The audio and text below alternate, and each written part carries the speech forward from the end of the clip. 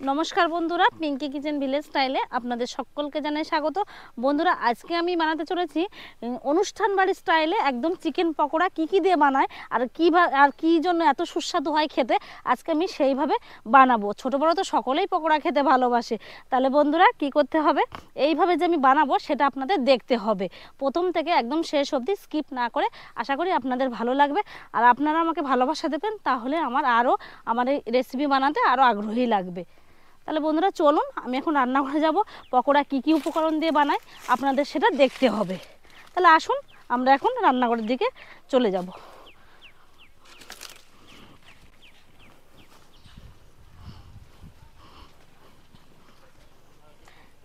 বন্ধুরা দেখো, আমাদের পকোড়া শুনে আমাদের দিদিমা চলে এসেছে রান্নাঘরে পকোড়া খাওয়ার জন্য। তাই ঠিক আছে, পকোড়া খেয়ে তারপর স্নান করবো। চিকেন পকোড়া বানানোর জন্য একদম এরকম সলিড পিস নিয়ে নিতে হবে। হাড় হলে তো ভালো হবে না, কাটাও যাবে না। পকোড়াতে একটু সলিড পিস হলে ভালো হবে। দেখুন আমি এই যেখানে সলিড পিস নিয়ে নিয়েছি, বেশ ভালো। বন্ধুরা, আমি তাহলে এই মাংসটা সুন্দর করে কেটে দিই পরোটা বানানোর জন্য, আর বৌমা দিকে মশলাটা করে নিই। তাহলে মা, তুমি পকোড়া সাইজ করে করে কাটো, আর আমি ওইদিকে মশলাগুলো গুছিয়ে ফেলি পকোড়া বানানোর জন্য। এই দেখো, এরকম করে সুন্দর সুন্দর করে নিতে হবে, তাহলে ভালো হবে। এই দেখো পিস, শুধু একদম সলিড মাংস না হলে, হাড় হলে পরে হবে না, এতে সলিড মাংস লাগবে।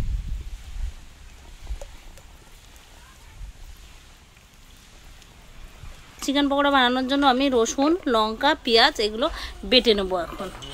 তাহলে চলুন এখন বেটে নিই। মা তো ওইদিকে পকোড়ার জন্য মাংসগুলো পিস করছে।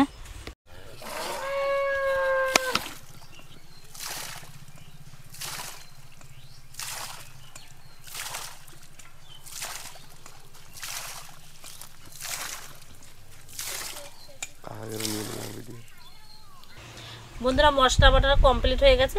এবার আমি মাংসটা মাখাবো। একটা পাত্র নিয়ে নিয়েছি। প্রথমে আমি দিয়ে দেবো পরিমাণ মতো লবণ, এবার দিয়ে দেবো হলুদ গুঁড়ো,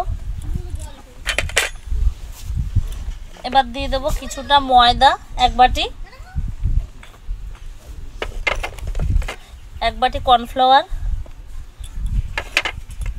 এক বাটি বেসন, টুকরো করা ধনেপাতা, আদা রসুন লঙ্কা বাটা দিয়ে দেবো।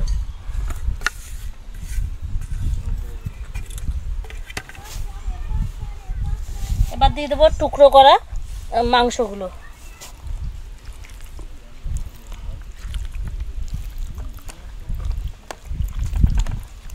দিয়ে এবার আমি ভালোভাবে মাখিয়ে নেব।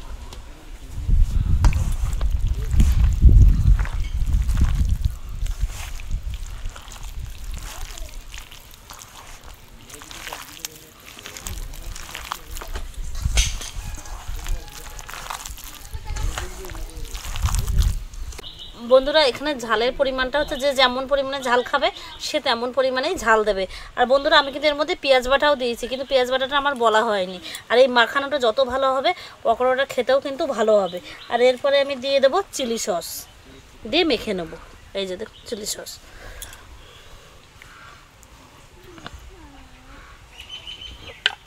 দিয়ে এবার আমি এটা আরও ভালো করে মেখে নেবো।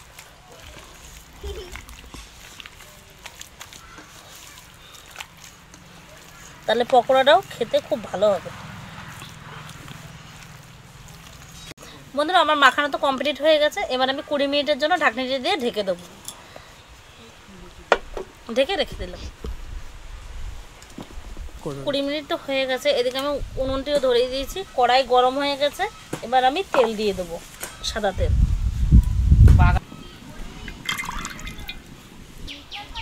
বন্ধুরা, তেল গরম হয়ে গেছে। এবার আমি ঢাকনিটি খুলে পকোড়াগুলো ভেজে নেব।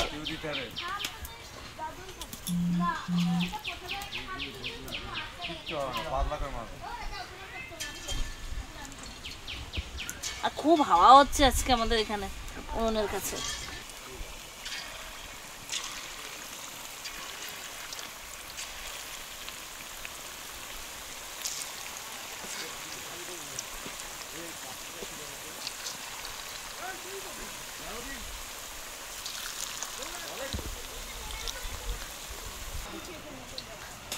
বন্ধুরা আমি এইভাবে অল্প অল্প করে দিয়ে আস্তে আস্তে ধীমে আঁচে পকোড়াগুলো সব ভেজে নেব।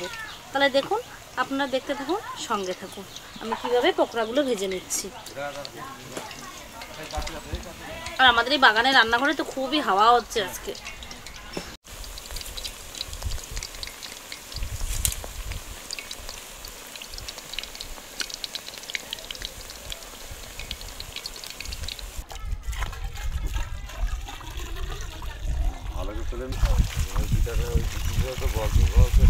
কত ক্ষতি ক্ষতি হয়ে গেল তোমাকে এমন হয় না।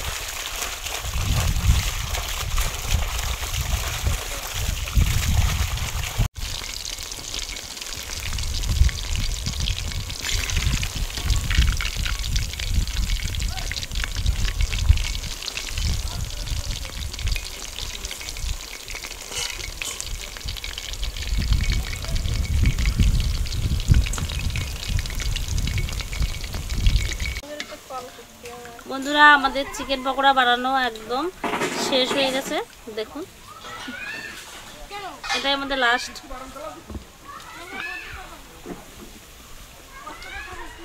এবার এগুলো নামিয়ে নেবো আমি কড়াই থেকে।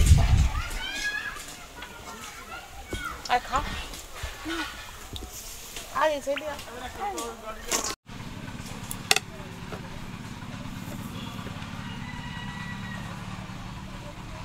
বন্ধুরা আমাদের চিকেন পকোড়া বিয়েবাড়ির স্টাইলে ভাজা হয়ে গেছে। দেখুন একদম গরম গরম এক থালা পকোড়া ভেজেছি।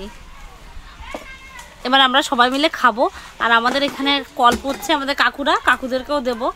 আসুক কাকুরা হাত পা ধুয়ে। বন্ধুরা আমাদের চিকেন পকোড়া খাওয়া শুরু হয়ে গেছে। দেখুন এই যে রোহন খাচ্ছে, বাবা, মীনাক্ষী, তাকারুন দিয়ে। আর আমাদের ওই কাকুদের জন্য এই যে এক প্লেট রেডি করে রেখে দিয়েছি সস দিয়ে। কাকুরা হাত পা ধুয়ে এসে খাবে। একদম বিয়েবাড়ির স্টাইল পকোড়া। খুব সুন্দর হয়েছে। তোমরা বাজে বাজে খাবা, প্রত্যেকদিন বাজে বাজে খাবা, এটা দারুণ লাগছে। তাহলে বন্ধুরা আজকের ভিডিওটা আমাদের এই অবধি। পরবর্তী ভিডিওর জন্য আমাদের সঙ্গে থাকবেন, সাথে থাকবেন। আপনারা সুস্থ থাকবেন, ভালো থাকবেন। টাটা।